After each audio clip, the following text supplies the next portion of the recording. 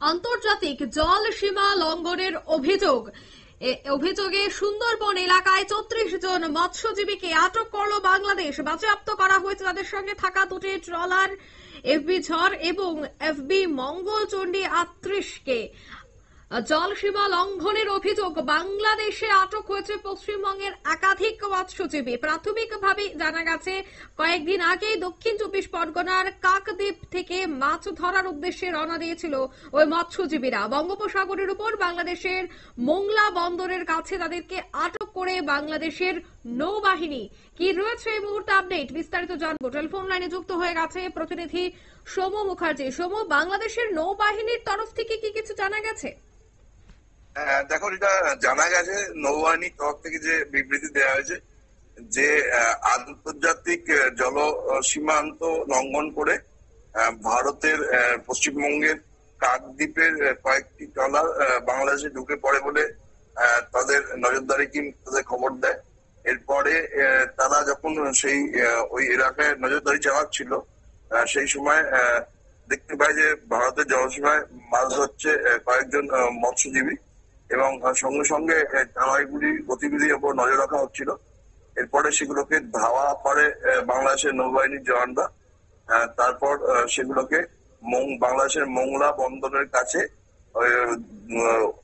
বেশ কয়েকটি ট্রলারের মধ্যে দুটি ট্রলারকে তারা আটক করতে সক্ষম হয় এবং সেই ট্রলারে থাকা ৩৪ জন মৎস্যজীবীকে মোংলা বন্দরে নিয়ে গিয়ে সেখানে তাদের আটক করা হয়। ইতিমধ্যেই বাংলাদেশের মৎস্য এবং নৌ পরিবহন দপ্তরের তরফ থেকে পশ্চিমবঙ্গের কাকদ্বীপের বাসিন্দা ওই ৩৪ জন মৎস্যজীবীর বিরুদ্ধে আইন অনুযায়ী পদক্ষেপ করা হয়েছে বলে বাংলাদেশের প্রশাসন সূত্রে জানা গেছে।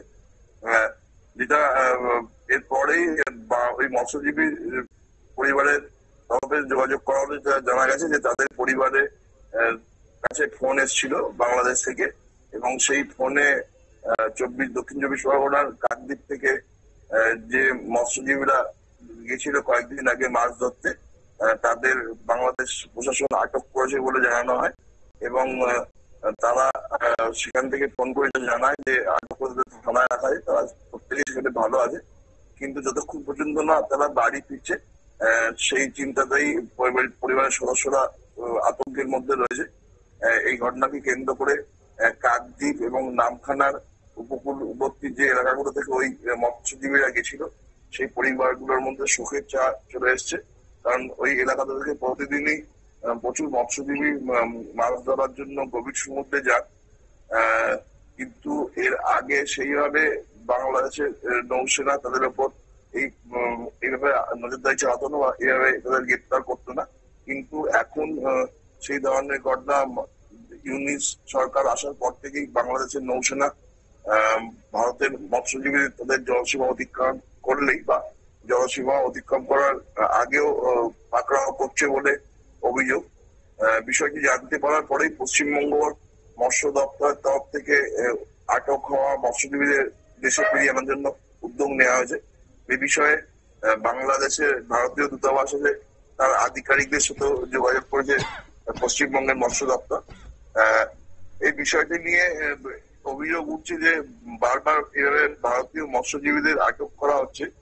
সেখানে উপকূল নিরাপত্তা দায়িত্বে যারা আছে এবং তাদের কি করছে তারা এবং যে ট্রলার গুলো নিয়ে মাছ ধরতে যাওয়া হয় তার জিপিএস ব্যবস্থার কার্যকারিতা নিয়ে প্রশ্ন উঠছে।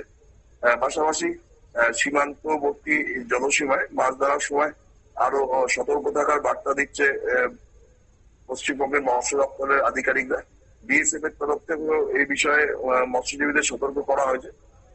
এই বিষয়ে প্রশ্ন করলে সুন্দরবন সামুদ্রিক মৎস্যজীবী শ্রমিক ইউনিয়নের একজন কর্ণধার সতীনাথ পাত্র জানান যে এর আগেও ভারতবর্ষের বহু ট্রলার বাংলাদেশের জলসীমায় ঢুকে পড়েছে, আবার বাংলাদেশ থেকে বহু ট্রলার মাছ ধরতে ধরতে ভারতে চলে আসে, কিন্তু বাংলাদেশ এত সক্রিয়ভাবে কোনোদিনই কাজ করতো না। কিন্তু ইউনিস সরকার আসার পর থেকেই ভারতের বিশেষ করে পশ্চিমবঙ্গের মৎস্যজীবীদের উপর একটা অন্যরকমের নজরদারি চালাচ্ছে বাংলাদেশের নৌসেনা এবং বেশিরভাগ ক্ষেত্রেই আটক করে তাদেরকে হেনস্থা করা হচ্ছে।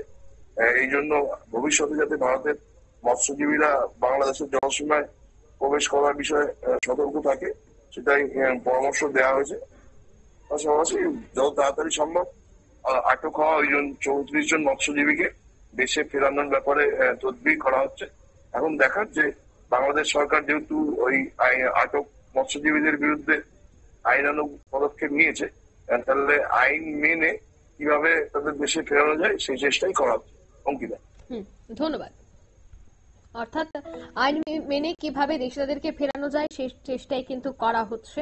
তবে জানা গেছে যে জলসীমা লঙ্ঘনের যে অভিযোগ, সেই অভিযোগেই কিন্তু বাংলাদেশের নৌবাহিনীর হাতেই আটক হয়েছে ভারতের মৎস্য চাষিরা। নিয়ে নিচ্ছে ছোট্ট একটি বিজ্ঞাপন, বিরতির সঙ্গে থাকুন।